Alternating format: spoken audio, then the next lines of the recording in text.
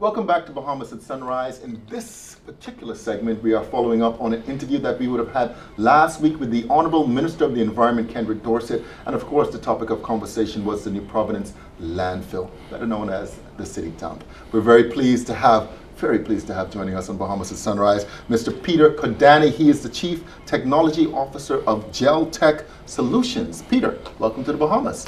Thank you. So Peter, just tell us exactly what is FireIce, and I believe that you are the inventor of this particular substance. Correct. Wow, it's a pleasure to have, such an entrepreneur, but tell us exactly what is FireIce and how does it work? It basically looks like a baby powder substance. Okay. And it's like millions and millions of little sponges. It absorbs 400 times its own weight. So it absorbs the water and then it hydrates and dehydrates basically. So it's so much more effective than water. When you just put water on a fire, it burns off, probably 90% of it burns off immediately. Mm-hmm. With these little sponges, it adheres, it holds the weight, it forces itself to the ground. So it's just, it's amazing the way it works. Wow, and how long did it take you to invent this? 17 years to perfect it. To perfection. You have been engaged by the Bahamas government, I would imagine, the Ministry of Environment, to assist us. I mean, we've seen the planes flying. Obviously, we've had this issue for the last 3 or 4 weeks. Actually, it's been many, many years relative to the New Providence landfill. And of course, you were specifically brought in to assist with the recent fire. Correct. So just tell us a little bit more about your company and what exactly are you doing? Gel Tech Solution, we're an innovative company. We look at people's challenges and we try to come up with a solution to help assist them. Mm-hmm. And we were called into the Bahamas here to help with the landfill fire. Mm-hmm. So we're using a technology where we're using a product called FireIce that cools things down instantly on contact. Mm-hmm. So by doing that, we're first applying it by aircraft. So that calms it down somewhat so we can get in there with the machinery because it's a very hot situation. Okay, so there's several steps involved with this. You've been on the ground now for? A little over 2 weeks. A little over 2 weeks. And the first thing that you do, obviously, we've seen the aircrafts flying. Is that the first step in this process? Yes. Okay, so what exactly is it that they're shooting? Obviously something very similar to what we would have seen on the brochure. Correct.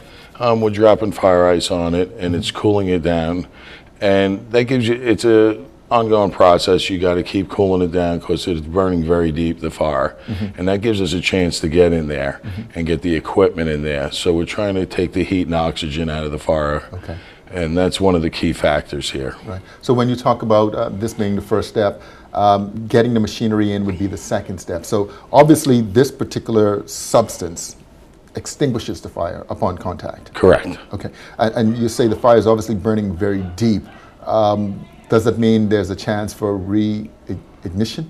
No. No? What we're doing, we're cooling it down first, then we're going into it with the equipment, backhoes, tractors, different type of equipment. Some areas we have to expose, then we're applying FireIce at different depths. Then we're covering it up with dirt. We're sealing it off. We're taking the heat and oxygen. Basically, wherever we've worked, whatever section we're on, it will never light again. Never light again? No. Okay, so we saturate the entire, I think the minister would have mentioned it's 150 acres, is that correct? Correct. And so you would cover the entire area or just particular hot spots? We're just working on the particular hot spots, trying to calm the smoke down for the residents. We definitely understand what's going on here. Mm-hmm. And now we started a process yesterday where we're injecting it into the ground. Okay. So cooling is the main thing that has to be done right now, sealing it off. Right. So when you say injecting into the ground, so literally how far under the earth are you going with this? We're taking rods 10 feet into the ground, and then they'll penetrate another 10 to 15 feet through all the debris down there. Mm-hmm. It's almost like a sprinkler situation we're putting underneath the ground, and it's shutting the fire down, it's shutting the smoke down instantly, because the main thing is you have to cool it down so we can start backfilling and sealing it off, capping it off, basically. Obviously, you've seen this before. I mean, it's not quite a forest fire, what I imagine you may be doing more of, but a fire of this particular magnitude. And all the substances that would have probably contributed to it is probably unique. Yes, it's a very different fire. Forest fires are all on top of the ground. They're in the trees. They're pretty simple compared to this one. This one's definitely been a challenge, but the ground crew, the people at the landfill, I mean, we're working around the clock right now, dark to dark. We're even working in the dark.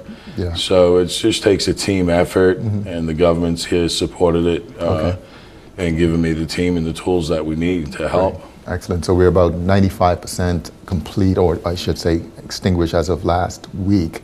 We're probably, I mean, your process is going to be completed pretty soon. Yes, absolutely. Okay, great. Okay, so once that's done, what's next for the landfill in particular? So once you would have covered this up, what are your recommendations going forward? Right now, I think we all learned a lot. Okay. How to handle a situation if it ever did flare up in a different area. The landfill is very large.